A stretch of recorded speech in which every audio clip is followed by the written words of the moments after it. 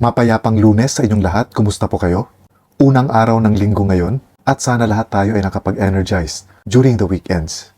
And again, sana lahat kayo ay nasa mabuting kalagayan saan mang parte kayo ng mundo ngayon. So kanina nga nagkaroon ng press conference tungkol dito sa kaso ng magkasintahang sina Geneva Lopez at Yitzhak Cohen. So ang mga nandoon sa press conference ay sina DILG Secretary Benhur Abalos at ang PNP Chief na si General Romel Marbil. At iprinisinta nila yung sinasabing dalawang ex-policeman na nag-awol ang siyang sinasabing magiging suspects na nila ngayon doon sa karumal-dumal na pagpaslang sa magkasintahan. Tungkol sa lupa ang itinuturong dahilan ng mga investigador.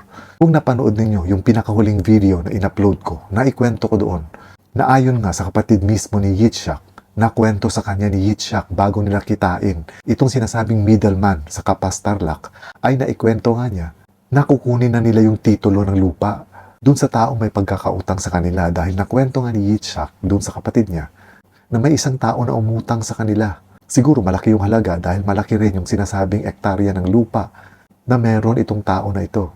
Dahil ang kwento nga nung seller, may sakit ang nanay niya. So kumbaga, uutang siya ng pera para ipanggamot dun sa nanay niya.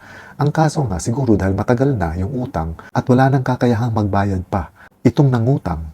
So kumbaga, yung lupa na magiging kapalit bilang pambayad niya sa utang. Pero hindi nga lang na-identify ng kapatid ni Yitzhak kung sino yung kausap ng kanyang kapatid. So ang tingin ko dito, maaaring pwedeng combined savings ni na Geneva at Yitzhak yung perang pinautang nila or pwedeng galing lang mismo kay Yitzhak. Kaso dahil foreigner si Yitzhak, hindi siya pwedeng mag-own ng property dito. So siguro, kinailangan niya dito yung tulong ni Geneva. Kung kaya ayon nga sa kwento ng pulis, ang talagang kausap nung taong humiram ng pera sa kanila ay si Geneva. So nung araw na yun, ayon sa report, kaya pupunta itong magkasintahan sa Kapas Tarlac ay dahil tumawag daw itong taong umutang sa kanila at sinasabi na gustong ma-meet ng kanyang buyer, yung buyer ng lupa, si Geneva. So ayon nga sa report, dahil hindi na nakakabayad o hindi na yata kayang magbayad nitong umutang sa kanila ng pera, kumbaga, ang magiging kapalit na lang nito ay yung lupain na meron itong nangutang. So ayon nga sa report, kukunin na dapat ng magkasintahan yung lupa o yung titulo ng lupa. Kaya sila pupunta ng Kapas Tarlac. Pero bago yata ito mangyari, tumawag sa kanila yung may utang sa kanila na kinilala nga na si Michael Angelo Giang. Siya yung isa sa mga dating pulis na sinasabing nasa kustodiya na nga ng pulis. Pero bago mangyari, napag-alaman na tumawag itong taong may utang sa kanila at sinasabi nga na may nakita siyang buyer ng lupa. So kumbaga this time, siya yung umaaktong middleman between kina Geneva at yung sinasabi niyang buyer ng lupa niya.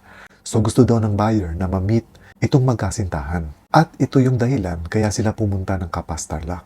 Kaso pagdating doon, ang na-meet lang nila ay yung dalawang ex-policeman na sina Michael Angelo Giang at si Romel Abusa. At dahil nga ayaw ibigay ni Michael Angelo Giang yung kanyang lupa, kahit hindi niya na nababayaran yung kanyang utang, dito na nila ginawa yung karumal-dumal na krimen. Pero kumbaga, planado na ito. Talagang pinapunta nila doon yung magkasintahan, specifically, lalong-lalo na siguro si Geneva, dahil siya talaga naging kausap nila para talaga tapusin ang mga buhay. So tama nga yung anggulo na tinitingnan na tungkol ito sa lupa. Pera ang naging dahilan sa pagpaslang sa magkasintahan. Noong una kasi, persons of interest pa lang, itong dalawang ex-policemen. At kaya sila nasa kustodiya ng pulis ay dahil meron silang hiwalay na mga kaso. At ito ngayong nahulihan sila ng armas nung nagsagawa ng operasyon ng mga kapulisan. So kumbaga magkahiwalay na operasyon ang isinagawa at nahulihan nga ng armas at ng explosives itong dalawang ex-policemen. So sa ngayon, 3 ang nasa kustodiya ng pulis at yung isa ay sinasabing si alias Jeffrey Santos. Kapangalan pa ng kapatid ni Judian Santos, yung artista. Pero anyway, hindi siya yon. Kumbaga, ibang tao ito. Plus, may 2 persons of interest. So, bali 5 na. At meron pang 2 persons of interest na hinahunting pa ngayon ng mga kapulisan. So, all in all, 7 ang sinasabing maaaring sangkot dito sa krimen na ito. Pero itong 2 ex-policemen, sigurado na ito, nasasampahan sila ng kaso. Kaya lang, sa presentation kanina, nakatakip pa yung mukha ng 2 ex-policemen. Dahil sabi nga ni DILG Secretary Abalos, hindi pwedeng ipakita muna yung mga mukha nila dahil pwede nilang malabag ang constitutional rights ng mga dating pulis dahil unang-una nga hindi pa naman sila ngayon kinukonsider na suspects dahil hindi pa nasasampa yung kaso o reklamo laban sa kanila. Hanggat hindi pa naisasampa yung mga reklamo, persons of interest pa rin sila. Pero nasa kustodiya sila ng pulis dahil non-bailable yung violation nila sa illegal possession of firearms and explosives. So ang mangyayari, kapag ka naisampa na yung reklamo dito sa sinasabing double murder sa magkasintahan, ibang kaso pa ang kakaharapin nila dun sa kanilang kasong, dun sa reklamong illegal possession of firearms and explosives. At yung pumiyok na sinasabing inarkila nila para magmaneho sa kanila nung araw na mangyari ang krimen at kasakasama nila itong driver na ito, nung inilibing nila yung mga labi ng magkasintahan, sinasabi rin ngayon sa balita na pinoproseso na ngayon para maipasok siya sa Witness Protection Program. Sa palagay ko tama yun na maipasok siya sa Witness Protection Program dahil siya yung naging susi, kaya nagkaroon ng lead kung saan inilibing yung magkasintahan and at the same time, yung mga salaysay din niya ang tumutumbok doon sa dalawang dating policemen.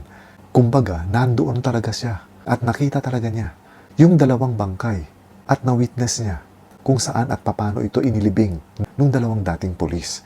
So talagang mabigat itong magiging testimonya ng sinasabing witness na ito. Kung kaya dapat ingatan talaga siya dahil kapag may masamang nangyari sa kanya, wala nang matibay na witness sa kaso ni na Geneva at ng kanyang boyfriend. At syempre pa umaasa tayo na hindi magre-retract itong witness later on. Kasi kumbaga parang hindi na bago sa atin na yung mga sinasabing mga state witness habang tumatakbo na yung kaso ay binabawi na yung mga nauna nilang mga salaysay. Maaaring siguro dahil tinakot or di kaya may mga banta hindi lang sa buhay nila, kung hindi pati sa buhay ng pamilya nila. Kung kaya wala silang choice, kung hindi kung minsan, talagang nire-retract na nila yung mga naunang testimonya nila. And I hope hindi ito mangyayari dito sa witness na ito, na manindigan siya at mabigyan siya ng sapat na proteksyon para hindi manganib yung buhay niya at yung buhay ng kanyang pamilya. And kudos na rin sa kapulisan na nag-imbestiga sa kasong ito. Dahil kumbaga in less than a month, ay makakabuo na sila ng case build-up laban dito sa mga taong kakasuhan nila sa pagkakapaslang sa magkasintahan. Sa ngayon, hindi pa masasabi ng kapulisan na case closed na nga itong kaso ng magkasintahan dahil unang-una nga, sabi ko nga kanina, hindi pa naisampa yung mga reklamo laban sa mga suspects. At patuloy pa rin yata silang nangangalap ng mga additional na mga ebidensya para talagang lalong mapagtibay nila yung reklamo nila at matatawag na airtight yung kanilang mga ebidensya para talagang mapanagot kung sino man yung mga suspects na sasampahan nila ng kaso. Hindi man maibabalik yung mga buhay ng magkasintahan, pero kahit papano, makapagpapagaan ng loob ng mga pamilya ng mga biktima kung mahahatulan ang mga taong may gawa ng karumal-dumal na krimen na ito sa kanilang mga kaanak. And this is all for now mga kaibigan. Let's hope na maisampa na ngayong reklamo para maumpisahan agad yung kaso at nang mapanagot yung mga taong sangkot dito sa krimen na ito. Once again, peaceful Monday ulit sa inyong lahat. Daghan kaayong salamat sa inyong suporta sa Akua. Ingat po kayo lagi. Amping mo kanunay, have a peaceful week ahead of you, and God bless.